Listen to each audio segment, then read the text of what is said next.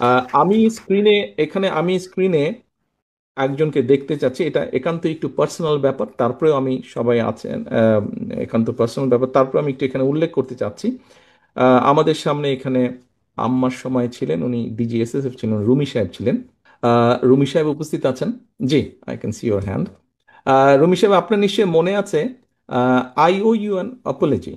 আপনার নিশ্চয়ই মনে আছে যে একটা মিছিল হয়েছিল একবার সেই পুরন ঢাকা থেকে আমিন বাজারে, এবং পুরো মিছিলটা আমি হেঁটে এসেছিলাম, আম্মাও ছিলেন সেই মিছিলে।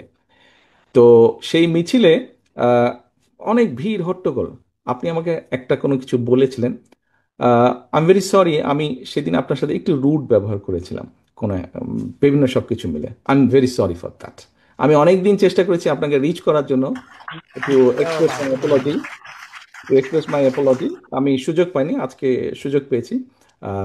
I am really sorry for that. Thank you. সকলে ভালো থাকবেন, সুস্থ থাকবেন সকলে, এবং আহ, আম- সকলের কাছে আমি আপনাদের সহযোগিতা প্রত্যাশা করছি। আসসালামু আলাইকুম। আমি কৃতজ্ঞ থাকি, আপনার কাছে কৃতজ্ঞ থাকবো। আপনি যেটা বলেছেন, thank you very much. I remember it. Thank you. Thank you. Thank you.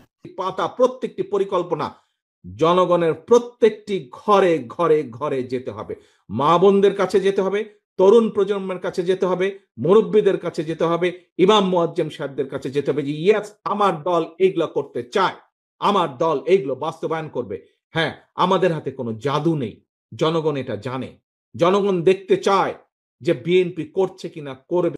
মুসলমান হিসেবে আমরা বিশ্বাস করি এই পৃথিবীতে এবং পৃথিবীর বাইরে যাবতীয় যা কিছু আছে, আমরা যা কল্পনা করি, যা কল্পনা করতে পারি না, সকল কিছুর মালিক একমাত্র আল্লাহ তাআলা, একমাত্র আল্লাহ রাব্বুল আলামিন। আমরা শুনেছি অনেক কিছু, একটি রাজনৈতিক দলের কিছু ব্যক্তি বা বেশ কিছু ব্যক্তি বিভিন্ন জিনিসের টিকিট বিক্রি করে বেড়াচ্ছে, বিভিন্ন জিনিসের কনফার্মেশন দিয়ে বেড়াচ্ছে। তো এখন আমি যতটুকু বুঝি, অনেক মুরব্বী ব্যক্তি আছেন, বুজুর্গ ব্যক্তি আছেন, ধর্মীয় বিষয়, আমি একজন সাধারণ নর্মাল একজন মুসলমান হিসেবে আমি যতটুকু বুঝি, যা আমার না আমি যদি তা দেবার কথা বলি, অর্থাৎ যেটি আমার না সেটির কমিটমেন্ট যদি করি, তাহলে আমি তার সাথে পাল্লা দিচ্ছি। অর্থাৎ দোজক, বেহেশত, দুনিয়া সবকিছুর মালিক আল্লাহ। যেটার মালিক আল্লাহ, যেটার কথা একমাত্র আল্লাহ তাআলাই বলতে পারে, সেখানে যদি আমি কিছু বলতে চাই, আমার নর্মাল দৃষ্টিকোণ থেকে আমি বুঝি যে সেটি হচ্ছে শিরিক।